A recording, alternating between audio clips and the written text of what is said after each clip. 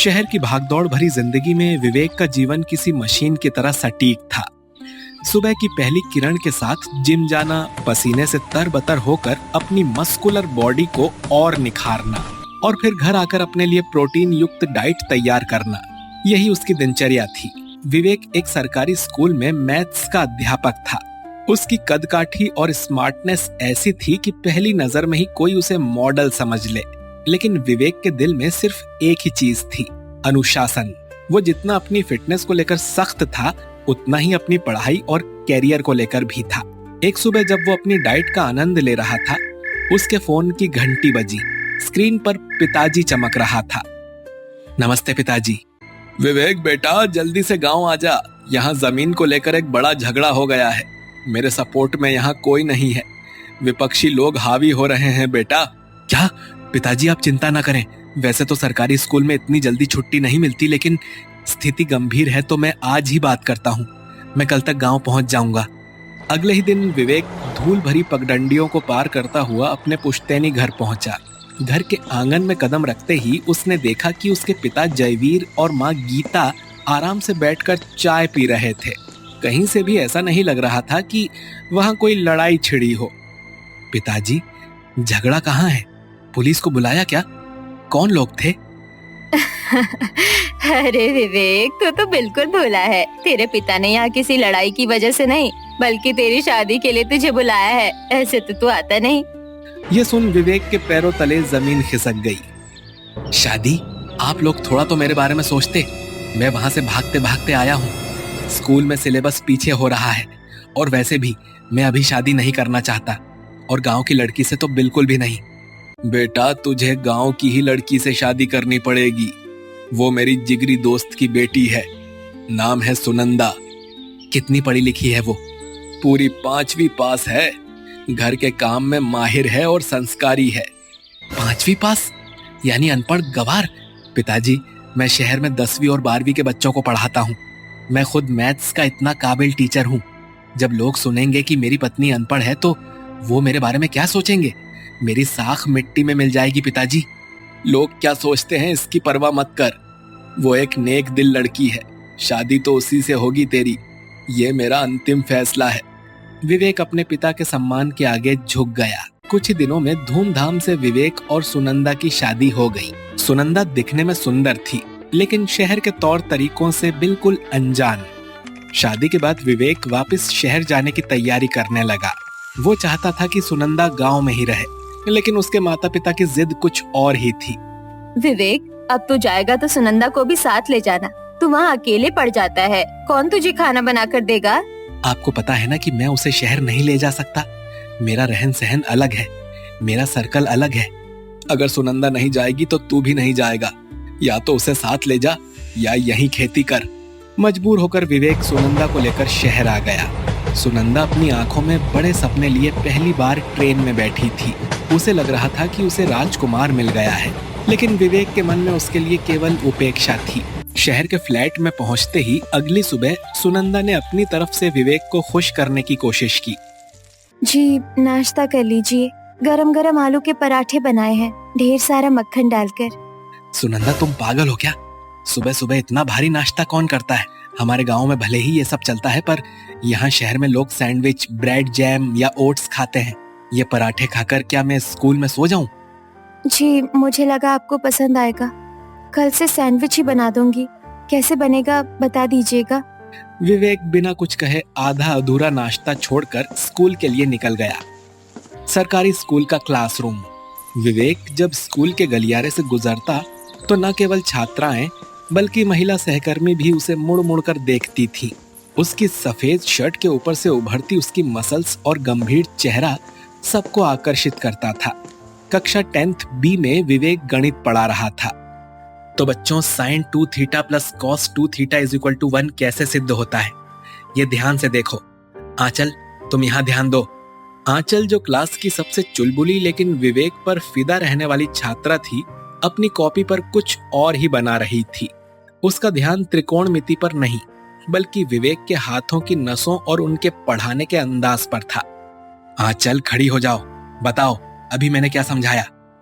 Sir, वो tan theta का मान पूरी क्लास ठहाकों से गूंज उठी। मेघा, सिमरन, लोकेश और करण सब आंचल की तरफ देखकर हंसने लगे। चुप हो जाओ सब। आंचल, बोर्ड एग्जाम सिर पर हैं। अगर यही हाल रहा तो तुम फेल हो जाओगी। मुझे क्लास में लापरवाही बिल्कुल पसंद नहीं। Sorry sir.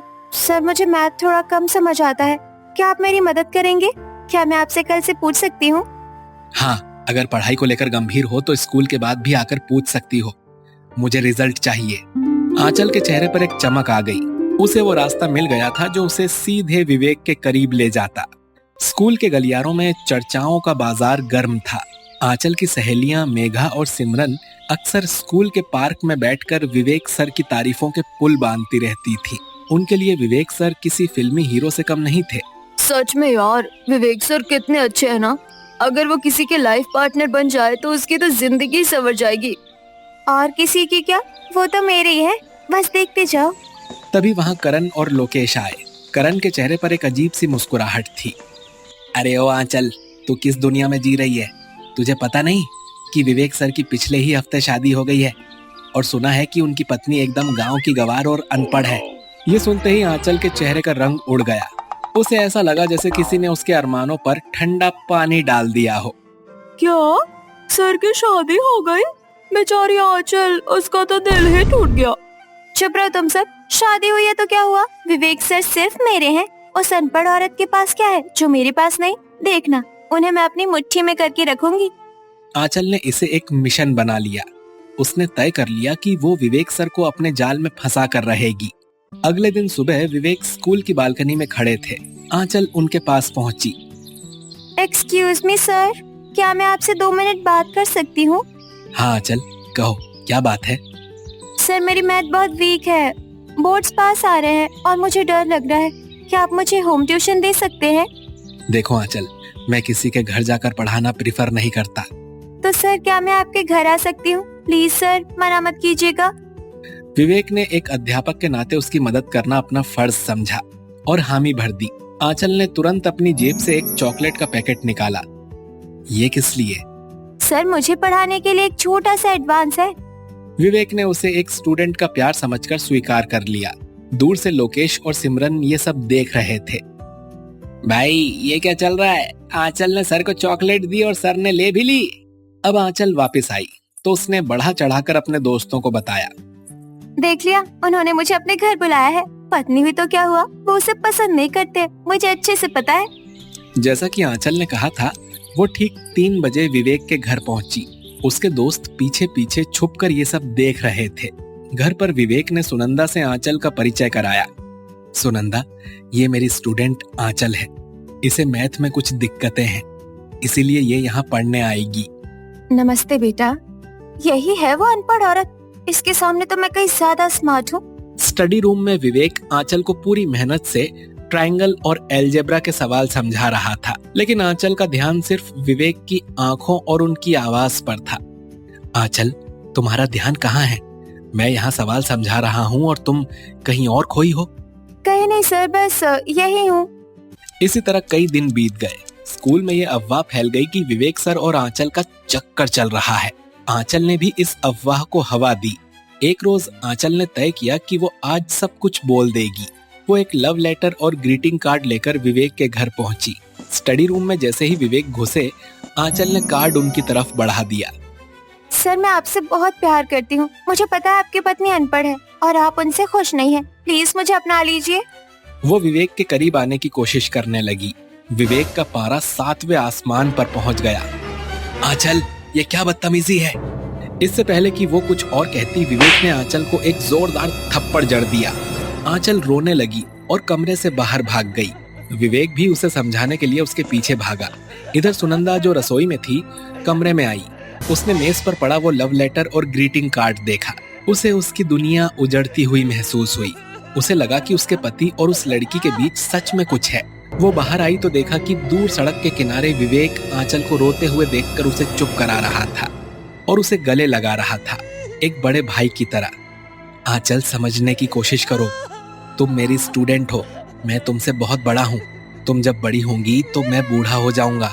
तुम्हें मुझसे बहुत अच्छा हमसफर मिलेगा। अपनी पढ़ाई पर ध्यान दो बेटा। आंचल को अपनी गलती का एहसास हुआ। उसने रोते हुए कहा। सॉरी सर, आज से हम सिर्फ टीचर और स्टूडेंट रहेंगे। चलिए इस नई शुरुआत पर गोलगप्पे खाते हैं। विवेक ने उसका मन रखने के लिए हाँ कह दिया, लेकिन दूर से यह सब देख रही सुनंदा को लगा कि वो हार गई। सुनंदा ने रोते रोते गांव फोन किया और जयवीर और गीता को सब बता दिया। अगले ही दिन विवेक की गैर मौजूदगी में उसके माता पिता आए और सुनंदा को वापस गांव ले गए। जब विवेक घर लौटा तो घर खाली था। उसने तुरंत गांव फोन किया। पिताजी, सुनंदा कहाँ है? उसे गलतफहमी हुई है। मेरे और आंचल के बीच कुछ नहीं है। आप झूठ मत बोलिए। मैं अनपढ़ हूँ पर अंधी नहीं। आप मुझे पसंद नहीं करते क्योंकि मैं गंवार हूँ। नहीं सुनंदा, शुरुआत में मैं शायद तुम्हें पसंद नहीं करता था, लेकिन अब तुम मेरी जिंदगी का हिस्सा हो। मैं तुमसे प्यार करने लगा हूँ। जब आंचल को यह पता चला तो उसे अपनी गलती पर पछतावा हुआ। वो विवेक को लेकर सीधे उसके गांव पहुंची। वहां उसने जयवीर, गीता और सुनंदा के सामने हाथ जोड़कर सच बताया। सुनंदा आंटी, विवेक सर निर्दोष है। सॉरी, गलती मेरी थी। मैंने अपनी मर्यादा पार की थी, लेकिन सर ने मुझे सही रास्ता दिखाया। अगर आपको मुझ पर यकीन नहीं तो मैं स्कूल बदल दूंगी, पर सर का घर मत उजाड़िए। जयवीर और गीता ने आंचल की सच्चाई देखी और सुनंदा को समझाया। बेटी, हर रिश्ते को एक मौका देना चाहिए। यहाँ विवेक की कोई गलती नहीं है। गलतफहमियां इंसानों से ही होती हैं। पर एक और मौका दो अपने रिश्ते को बेटा।